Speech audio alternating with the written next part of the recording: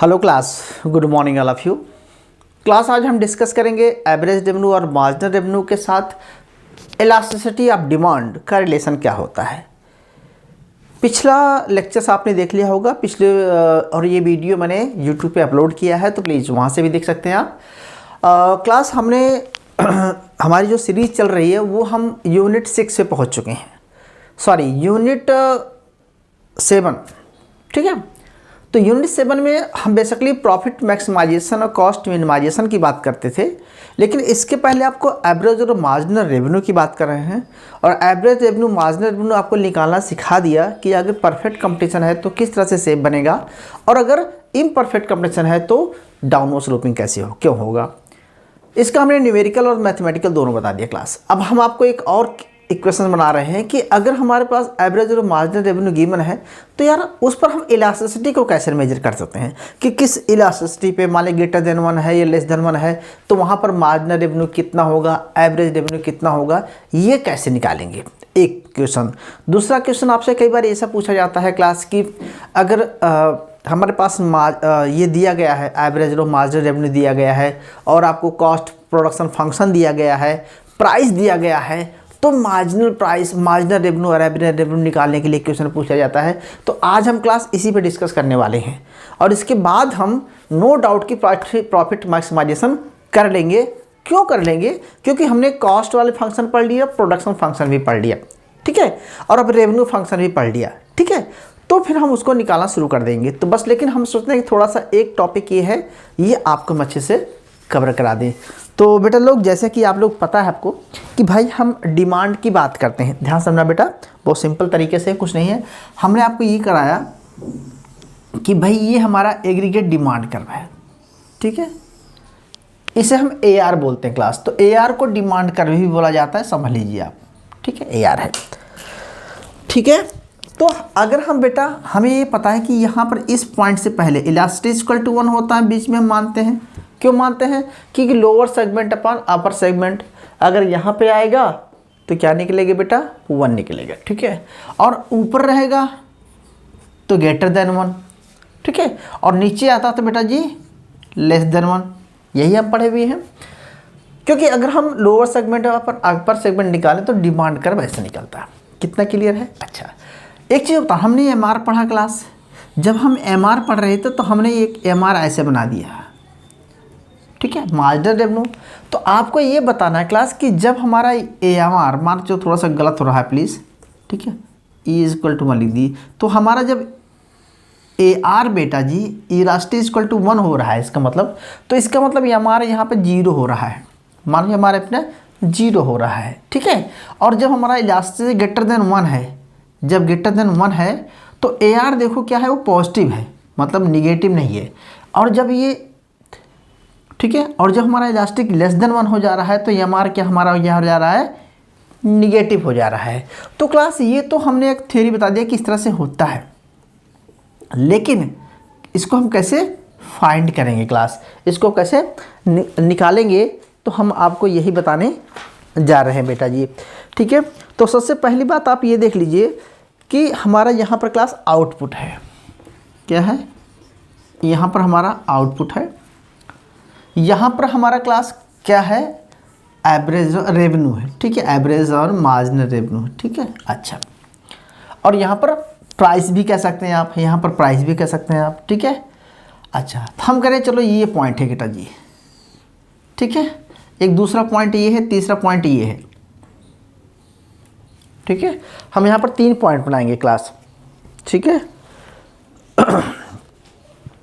तो less than 1 पे negative जाएगा, ठीक है, और ओके। तो बेटा जी देखो, जब ये है तो Q इस पर है, तो आप इसको मान लीजिए कोई पॉइंट मान लीजिए H, चलो H T और P, ठीक है, ओके। क्लास देखिए, जब हमारा इक्विलिब्रियम इस पॉइंट पे, मान चलो यहाँ पर है, ध्यान समझना, या इस पॉइंट पे है या इस पॉइंट पे है, ठीक है, तो यहाँ पर इलास्टिसिटी इक्वल टू 1 है, यहाँ पर ग्रेटर देन 1 है, इसके नीचे लेस देन 1 है। जब लेस देन 1 है तो MR का जो है यहाँ पर मिला रहे हैं तो निगेटिव आ रहा है, मार्जिनल रेवेन्यू नेगेटिव हो रहा है। जब इलास्टिक से मिला रहे हैं तो मार्जिनल रेवेन्यू क्या हो रहा है, पर 0 हो रहा है इलास्टिक, ठीक है। और जब इलास्टिक ग्रेटर देन 1 है तो यहाँ पर MR जो है क्या है, वो पॉजिटिव दिखा रहा है, कि यानी कि जब हम इतना प्रोडक्शन कर रहे हैं तो MR पॉजिटिव है, जब इतना प्रोडक्शन कर रहे हैं तो MR 0 है, और जब इतना प्रोडक्शन कर रहे हैं आगे ले जा रहे हैं तो क्या हो रहा है, MR नेगेटिव हो जा रहा है, ठीक है। लेकिन इसको कैसे, स्लोप को कैसे हम फाइंड करेंगे, कैसे जस्टिफाइड करेंगे, ये आपको बहुत जानना जरूरी है क्लास में, ठीक है। तो चलिए आपको पता है कि अपर सेगमेंट अपार लोअर सेगमेंट, पता है इलास्टिसिटी निकालने फॉर्मूला होता है, ठीक है। इलास्टिसिटी ऑफ डिमांड कौन सा फार्मूला होता है class, lower segment upon upper segment, lower segment upon, ठीक है, अपर सेगमेंट, ठीक है। ये आप जानते हैं क्लास, हम इसको नहीं बता रहे हैं, आपको प्रूव भी नहीं कर रहे हैं। किसी भी पॉइंट पे, मान लीजिए हम इस पॉइंट पे लेना चाहते हैं, इस पॉइंट पे लेना चाहते हैं, किसी भी पॉइंट पे लेंगे तो lower segment upon upper segment, ठीक है, lower segment upon upper segment, और यहाँ पर लोअर सेगमेंट अब लेंगे तो हमेशा क्या आएगा, निकलेगा, ठीक है। इसको नहीं बता रहे क्लास, आपको जानेंगे हूँ। एक और फार्मूला होता है क्लास, जब हम lower segment upon upper segment निकालते हैं तो फाइनली हमारा निकलेगा, मैं फार्मूला लिख देता हूँ, अपने एक और फार्मूला होगा, पढ़ा होगा, प्राइस इलास्टिसिटी, प्राइस इलास्टिसिटी, ठीक है, यानी कि price elasticity is equal to कैसा होता क्लास, आपने पढ़ा होगा AR, ठीक है, average revenue upon average revenue minus marginal revenue, average revenue minus marginal revenue. आपने ये ग्राफ, ये भी फार्मूला पढ़ा होगा। तो चाहे आप ये बोले average revenue upon AR upon MR, और चाहे ये बने, दोनों का इक्वेशन सेम ही आएगा, ठीक है। मैं बहुत ज़्यादा डिस्क में नहीं जा रहा हूँ क्लास। अब हम क्या करेंगे, AR को क्लास हमने A मान लिया, सपोज दैट AR को हमने A मान लिया, MR को हमने M मान लिया, ठीक है। थोड़ा देख लिए, शॉर्टकट में मान देते हैं। तो हम इसको ऐसे लिख सकते हैं, elasticity is equal to, price elasticity है यहाँ पर, elasticity is equal to A upon A minus M, clear है। अच्छा, तो अब हमें प्लस इसको ऐसा लिखा जा सकता है कि EA minus EM is equal to A लिख सकते हैं, ठीक है। और अब हम क्या करेंगे, अब हम ऐसा भी लिख सकते हैं class, elasticity A minus A is equal to EM लिख सकते हैं, लिख सकते हैं क्लास, ओके। अब क्या करेंगे, इसमें हम A कॉमन ले लेंगे, A इसमें हम कॉमन ले सकते हैं प्लस, ठीक है। तो A निकलेगा E minus 1 is equal to क्या निकलेगा, is equal to EM, elasticity of निकलेगा। और फिर A इज इक्वल टू निकालेंगे तो क्या निकलेगा क्लास, EM अपान E माइनस 1, इतना समझ आ गया।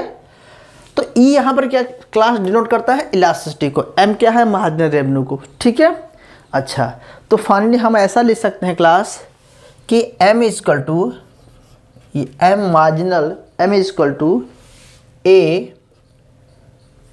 A ब्रैकेट में लिख सकते हैं E अपान E माइनस 1, ऐसा भी तो लिख सकते हैं क्लास। यानी कि कुछ गलत कर रहा हूँ यार, sorry, average revenue equal to, हम ऐसे लिख सकते हैं A average revenue equal to marginal revenue into elasticity upon E minus 1 bracket close, हम इसको ऐसे भी लिख सकते हैं, ठीक है। ये फाइनली हम इसको दूसरे वे में इन्वर्स भी कर सकते हैं क्लास। तो हम लिखेंगे इसको कि marginal revenue is equal to A, bracket में क्या आएगा बताओ बेटा जी, ऊपर आ जाएगा E माइनस 1 अपॉन E, ठीक है। अगर आप marginal revenue equal to average revenue निकालना चाहते हैं तो क्लास ये आ जाएगा। अगर average revenue equal to marginal revenue के पॉइंट आप निकालेंगे तो E अपान 1 आ जाएगा, रिवर्स आ जाएगा। ठीक है, ओके। तो हम इसको एक और तरीके से लिख सकते हैं क्लास, क्या लिख सकते हैं, marginal revenue equal to average revenue और 1 अपॉन ई, ऐसा लिख सकते हैं। 1 माइनस 1 अपॉन ई लिख सकते हैं। तो ये क्या बन गया आपका बेटा जी, ये बन गया आपका फार्मूला। क्या बन गया आपका फार्मूला। और आपको एक चीज़ और बता दूं क्लास की, जो एवरेज रेवेन्यू होता है, ये एवरेज रेवेन्यू हमेशा किसके बराबर होता है, प्राइस के। किसके बराबर होता है, प्राइस के। तो हम क्या लिख सकते हैं इसको कि इसकी जगह पर हम लिख सकते हैं कि marginal revenue equal to price 1 upon 1 minus e. इतना समझ में आ गया, ओके। तो बताओ बेटा जी, अब आप ये चीज़ बताओ, कोई भी पॉइंट ले लीजिए आप कोई भी पॉइंट ले लीजिए। अब बताइए, अगर इलास्टिसिटी हम ग्रेटर देन 1 रखते हैं, इलास्टिसिटी ग्रेटर देन 1 रखते हैं या 1 के बराबर रखते हैं या लेस देन 1 रखते हैं, तो क्या निकलेगा, मान चलो क्लास हम इलास्टिसिटी 1 रखते हैं, इलास्टिसिटी 1 रखेंगे तो मार्जिनल रेवेन्यू आपका 0 आना चाहिए। तो रख दीजिए। तो इसकी जगह पे आप रख सकते हैं क्लास, तो marginal revenue is equal to P 1 minus 1 upon 1, कितना आएगा, कितना है क्लास, तो ए आएगा। और इसको हम ये पी 0 कर देंगे तो बेसिकली क्या आ जाएगा बेटा जी, ये 0 आ जाएगा। तो यानी कि ये बराबर क्या आ जाएगा, 0 आ जाएगा। क्लियर हुआ। तो बेसिकली हम आपको ये बताना चाहते थे बच्चा लोग कि अगर हम इस फार्मूले में या बेटा जी सीधे कोई भी फार्मूला ले सकते हैं आप, किसी भी फार्मूले से अगर आप मार्जिनल रेवेन्यू निकालना चाहते हैं या एवरेज रेवेन्यू निकालना चाहते हैं, एवरेज रेवेन्यू निकालना है तो समझ लें बेटा जी कौन सा फार्मूला लगाएंगे आप। ठीक है, अगर आप एवरेज रेवेन्यू निकालना है तो आपको ये फार्मूला लगाना पड़ेगा, और अगर मार्जिनल रेवेन्यू लगा रहे हैं आप तो इस फार्मूले को यूज़ कर सकते हैं। ठीक है, और अगर आपको इलास्टिसिटी निकालना है तो आप इस फार्मूले को यूज़ कर सकते हैं। क्लास 3 चीज़ें क्लियर करा दी आपको, इलास्टिसिटी के निकालने का formula, lower segment upper segment, या इस तरह से average revenue upon average minus, अच्छा इसको कई बार ऐसा भी लिखा रहता है एग्जाम में, P upon P minus MR, confuse नहीं होना ना।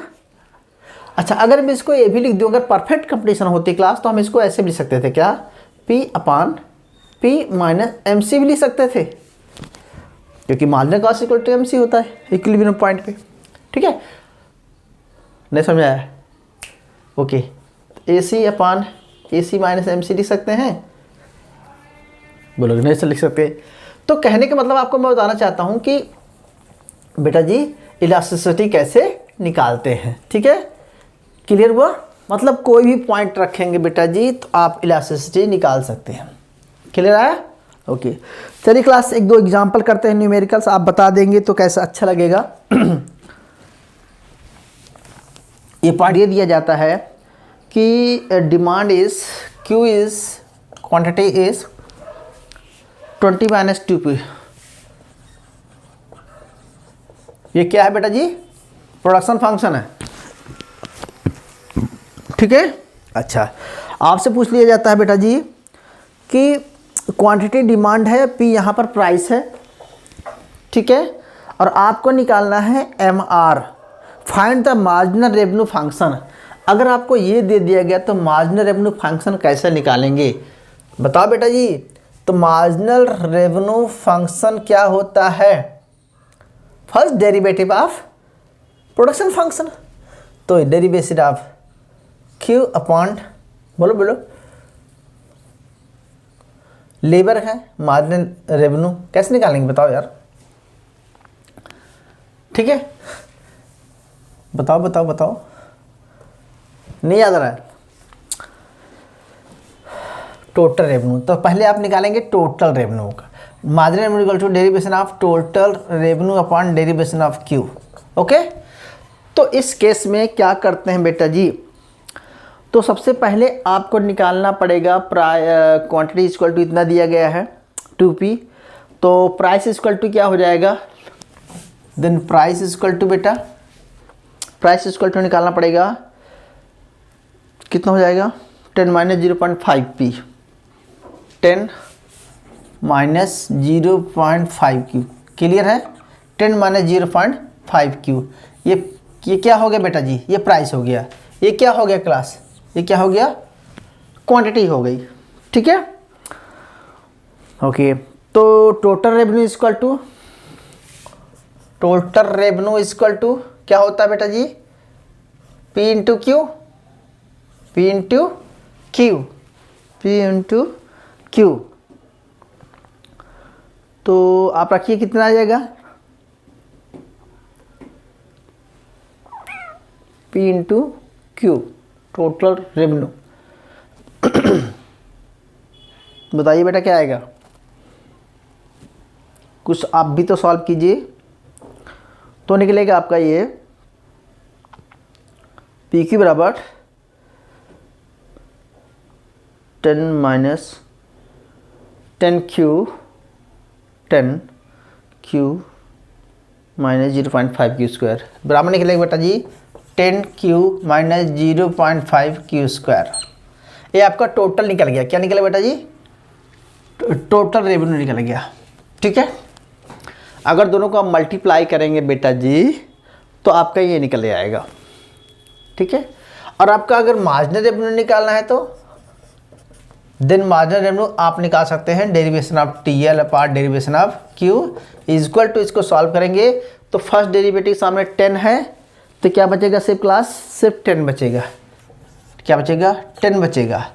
और इसमें से इसके सामने आगे आ जाएगा तो 0.5 को 1 से मल्टीप्लाई होगा तो क्या निकलेगा, सिर्फ 1 बचेगा, यानी कि सिर्फ और क्यू क्या बचेगा, क्यू बचेगा, ठीक है।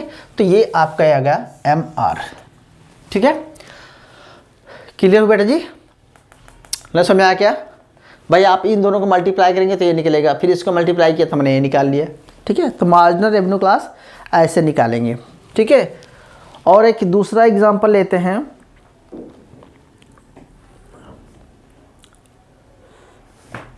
कौन सा एग्जाम्पल है क्लास, कंसीडर कीजिए, चलो छोड़िए सीधे लेते हैं, चलो क्लास यहाँ तक समझ में आ गया होगा। ओके, एक क्लास एग्जाम्पल लेता हूँ, चलो आपको देता हूँ कि डिमांड फंक्शन, मिटाओ बेटा जी, किसके बाद मिटा रहे हैं, एक बड़ा सा क्वेश्चन लेते हैं, उसी में सब कुछ आप लगा दीजिए, समझ में आ जाएगा आपको।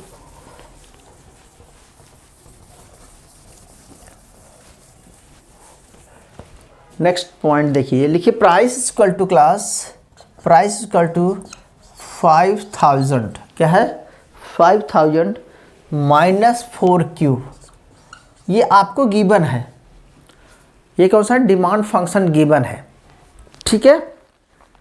ओके, और क्लास दे रहा है, ठीक है 4q स्क्वायर, ठीक है। तो और बता रहा है कि right the revenue function and marginal function. देखो बेटा जी आपको ये दिया गया है, आपको रेवेन्यू फंक्शन निकालना है, मार्जिनल फंक्शन निकालना है, और price and quantity of revenue will be maximization, 3 चीज़ निकालना है। कि ये फंक्शन दिया गया है, इस फंक्शन देने के बाद आपको पहले इसका टोटल रेवेन्यू निकालना है, ठीक है, मार्जिनल रेवेन्यू निकालना है, एवरेज रेवेन्यू निकालना है, और किस पॉइंट पे टोटल मैक्सिमाइजेशन होगा आपको ये निकालना है क्लास, ठीक है। तो चलिए हम सबसे पहले निकालते हैं टोटल रेवेन्यू। टोटल रेवेन्यू कैसे निकालेंगे बताओ बेटा जी, टोटल रेवेन्यू कैसे निकालेंगे। तो total revenue is equal to कैसे निकालेंगे, P इंटू क्यू होता है, P इंटू क्यू होता है। तो जब भी हम करेंगे क्लास तो यहाँ पर रख देंगे क्या 5000 माइनस 4q, ठीक है, इंटू क्या करें क्लास, इंटू 5000q इंटू, अरे भाई इसको ब्रैकेट में कर लीजिए आप, इंटू क्यू कर दीजिए, ऐसा कर दीजिए आप समझाने के लिए। तो ये तो 5000 हो ही गया, 5000 क्यू लग जाएगा, माइनस क्या लग जाएगा 4 और क्यू स्क्वायर लग जाएगा। अब समझ में आया, मतलब शॉर्टकट समझा रहा था तो नहीं समझा रहा था आपको। ये आपका क्या बन गया टोटल, क्या बन गया क्लास, ये आपका टोटल रेवेन्यू आ गया। ठीक है, मार्जिनल रेवेन्यू कैसे निकालेंगे प्लीज बताइए। Marginal revenue is equal to derivation of T R upon derivation of Q. अब बताइए कैसे निकालेंगे बेटा। तो फर्स्ट डेरिवेटिव, तो derivation of P into Q upon derivation of Q, ये भी लिख सकते हैं। और इसकी जगह पे हम क्या लिख सकते हैं class 5000 minus Q upon 4q square. ठीक है, 4q स्क्वायर है।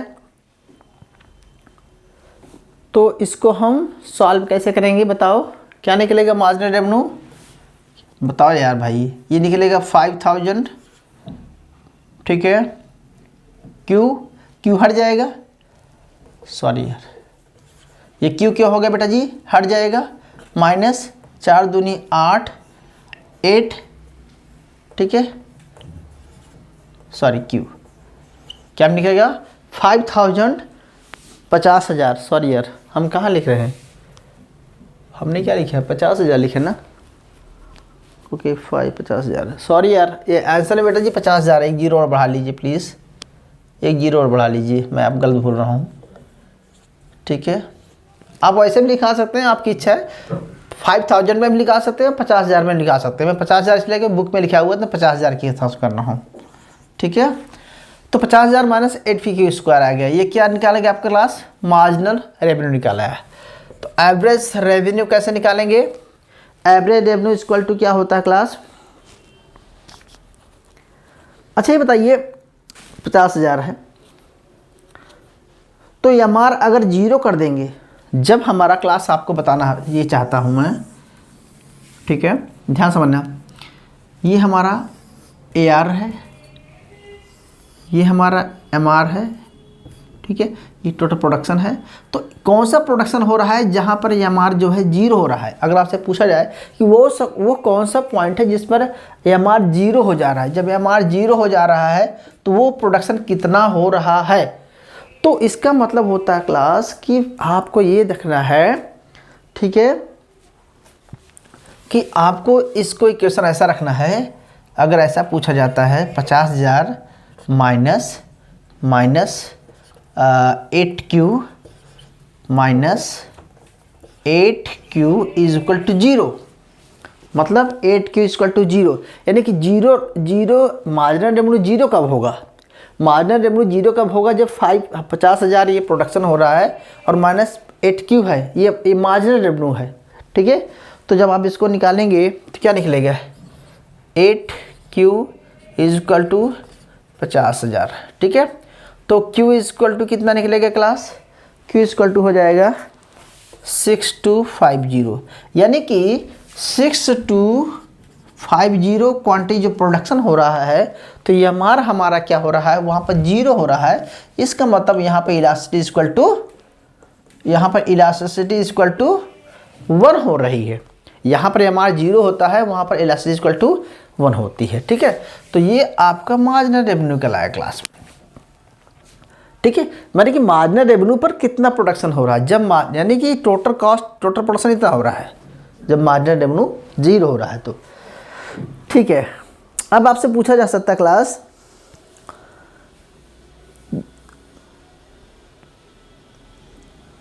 ठीक है, तो आपको बी अपने द प्राइस, और जब इतना सेल हो रहा है मार्केट में, ठीक है, इतना प्रोडक्शन हो रहा है, तो इस प्रोडक्शन पर प्राइस क्या निकलेगा क्लास। तो इस प्रोडक्शन पे जो प्राइस निकलेगा क्या निकलेगा, तो P इक्वल टू ये दिया गया है, P इक्वल टू ये दिया गया है। तो इस केस में रख दीजिए। ठीक है, कैसे रखेंगे बेटा जी, P equal to 50,000 minus 4 bracket में क्या निकलेंगे बेटा जी 6250। आप इसको पुट कर दीजिए। जब इसको पुट करेंगे तो ये निकलेगा 50,000 माइनस, आएगा 25,000 इक्वल टू 25, ठीक है 50,000, ठीक है। तो यानी कि 25,000 निकलेगा, 24, ठीक है 25,000।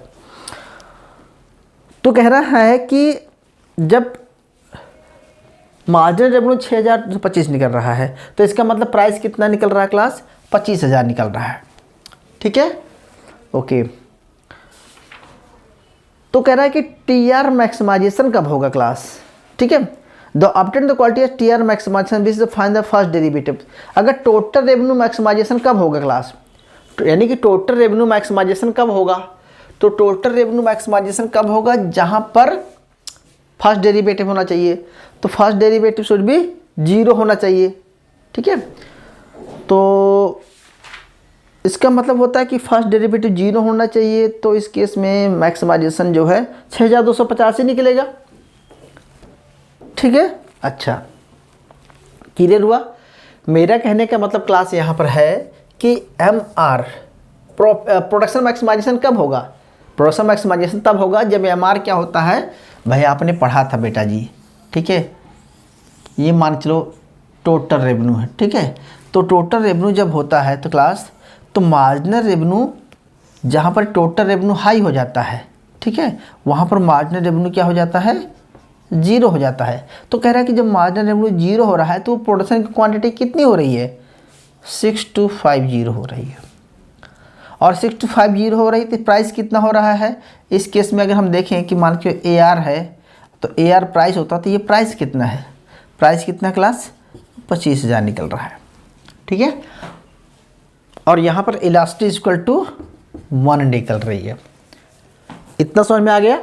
बेसिकली क्लास में आपको ये कंफ्यूज नहीं करना चाहता, मैं आपको इतना बताना चाहता हूँ कि अगर बेटा जी, अगर आपको प्रोडक्शन डिमांड फंक्शन दे दिया जाता है, ठीक है, तो डिमांड फंक्शन अगर इस तरह से है या दूसरे वे में है, Q इक्वल टू 5,000 माइनस, ठीक है, इस तरह से, मतलब आपको सॉरी P इधर रहेगा, तो मतलब आपको ये निकालना है, सॉरी स्लोप, यहाँ पे बेटा स्लोप होती है B, ये देखो यहाँ पे B का मतलब स्लोप होता है, ठीक है। तो आप कैसे निकालेंगे इसको आपको देखना पड़ेगा बेटा जी, उल्टा कर दिया मैंने, गलत कर दिया। बेसिकली आपको डिमांड फंक्शन दिया रहेगा, तो डिमांड फंक्शन के बाद अगर प्राइस दिया रहेगा या क्वांटिटी दी रहेगी, तो उसको प्राइस और क्वांटिटी आपको TR निकालने के लिए हमेशा क्या करना पड़ेगा, प्राइस इंटू क्वांटिटी को मल्टीप्लाई करना पड़ेगा। TR निकाल कर फिर आप अब AMR निकालेंगे, AMR निकाल के फिर AR निकालेंगे, ठीक है। और आपको पता है कि जहाँ पर TR हाई होता है वहाँ पर AMR 0 होता है। तो चाहे इलास्टिक पूछ लिया जाए आपसे, चाहे ये क्वांटिटी पूछ लिया जाए MR पर, ठीक है, MR 0 कब होगा, या अगर ये इलास्टिक ग्रेटर देन 1 हो रही है, ठीक है, MR ग्रेटर तो पॉजिटिव है, तो कितना प्रोडक्शन हो रहा है, इस तरह से कुछ भी क्वेश्चंस बन सकते हैं आपके एग्जाम के पॉइंट ऑफ व्यू से बेटा जी। तो मैं आपको सिंपल इतना बताना चाहता हूँ भाई कि हर चीज़ तो आपको मैं एक बार में नहीं पढ़ा सकता, लेकिन आपको एक हिंट दे दिया क्लास, ठीक है। तो एक दो न्यूमेरिकल और करें या आप समझ गए होंगे, चलो ठीक है समझ गए होंगे क्लास। अब हम नेक्स्ट पॉइंट करने जा रहे हैं।